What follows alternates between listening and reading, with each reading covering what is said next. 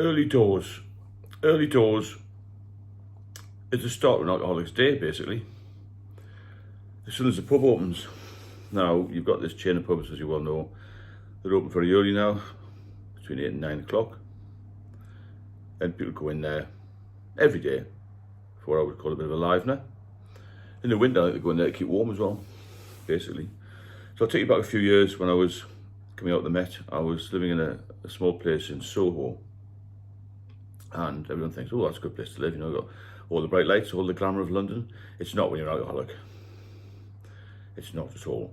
And early doors for me was to wake up. Something's not even normal. It was 10 o'clock in the morning or 10 o'clock at night. Anyways, the reason I could tell was when I went outside and it was light, or I could go into a shop and make sure they were open. Or in the end, I lost all track of time with dates and that sort of thing. I used to go to a newsagent, have a look at the newspaper to see what the day was. What's all that about? Living alone, pretty desperate. But early doors, yeah, I remember many times going to a pub at 11 o'clock. I don't know if you've ever been to pubs early on, but it just smells dreadful of cleaning materials. The bar staff can't be bothered with you because it's 11 o'clock in the morning. It's not normal for people to go to a pub at 11 o'clock in the morning. So you'd sit in there, wait for the barman to eventually come round and order a pint of lager. Now, my mission was to try and get some of the lager down me as quick as possible, because I always used to feel grubby, feel tired, feel anxious, and I always had the shakes. Right-hand dominant, a friend of mine who was also an alcoholic, he was a senior manager in a big company actually, funny enough. He used to say, if you're right hand, use your left hand to pick the glass up. But by this time I was so far into alcoholism that I couldn't even use my left hand. So I used to try and use both hands to pick up the glass very slowly. Sometimes I couldn't even do that, and I had to put my head into the glass. The barman didn't take any notice because he knew me. It was a local pub in Soho. Anyway, from then I'd try and have maybe half a pint or so, and I'd try and get from the bar somewhere to sit. And I remember this day, it was a Saturday morning, there was nobody about apart from myself and the pub staff. So I managed to get this pint over to the table. And I remember it was very, very cold day, and the pint was cold. I should have had a cup of coffee, really. That's what I should have been drinking, but I wasn't an alcoholic, so I couldn't have a cup of coffee. So I took a longer drink. I thought, I've got to get this pint down me. I was so desperate to have this drink that I drank a few gulps of it, and I was immediately sick all over the table. You know, it was so embarrassing. My clothes were covered in sick, and it was just clear liquid, a bit of yellow in there from bile and all that sort of thing. Although, how have I gone from having a successful career in London to living like this in a matter of years? It was a roller coaster. It was just a sort of fast cycle down, if that makes sense. It's amazing how quickly it can go downhill.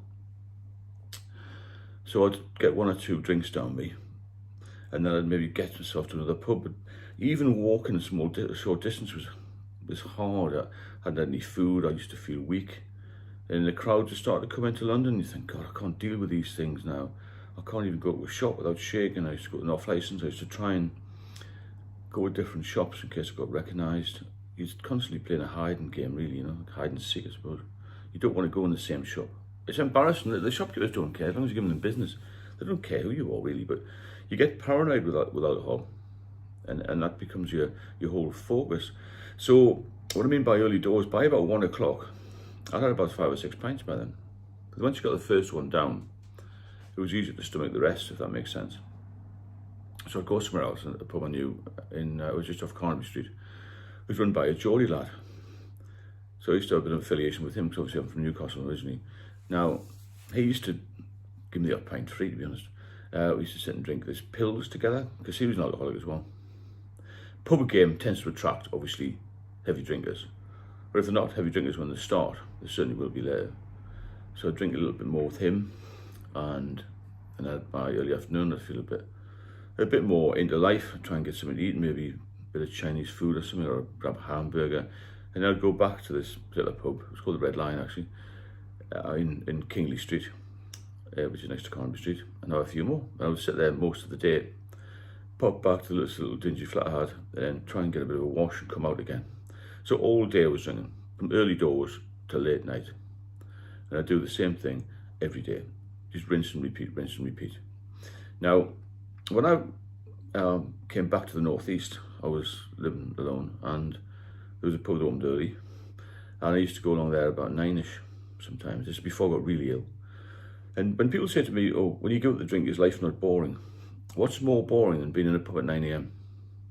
all day with the same people? Now, I still pop in now and again. Sometimes I go for breakfast or a coffee. And the same people are in there. They're looking disheveled. They're looking much, much older than they should, really. A lot of them got health problems. And they're there from 9 o'clock. Boozing all day. I don't know how they afford it, to be honest.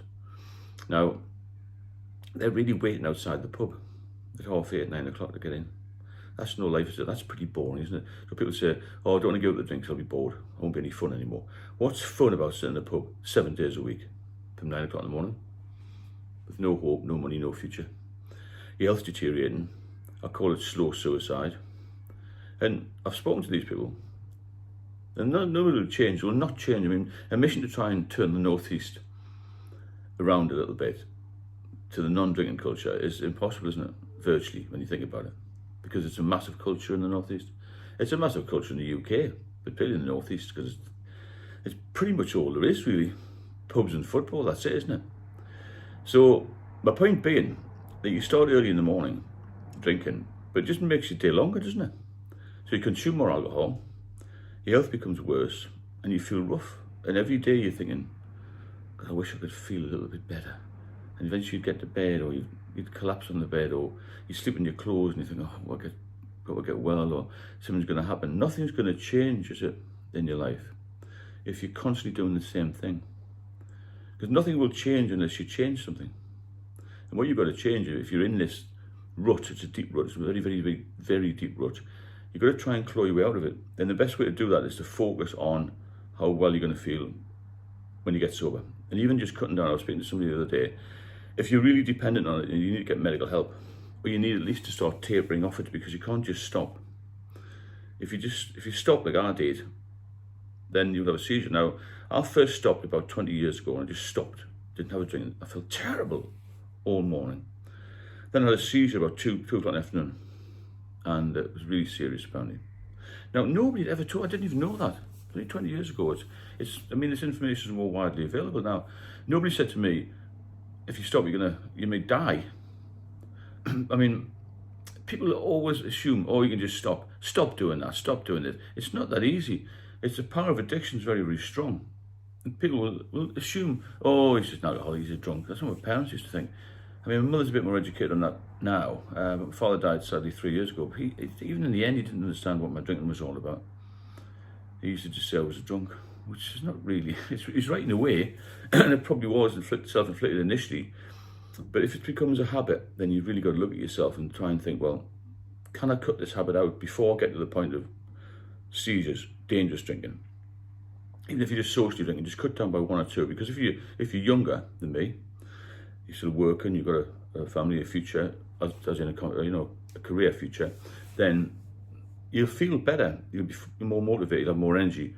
If you're looking for that promotion or that shift aside across in your career to do something different, or to move abroad or whatever, then keep yourself healthy.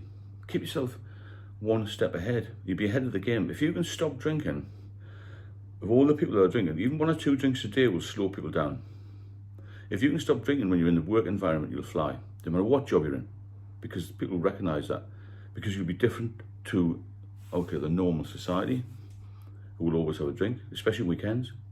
If you can go into an office fresh on a Monday, you only get the best jobs in the end.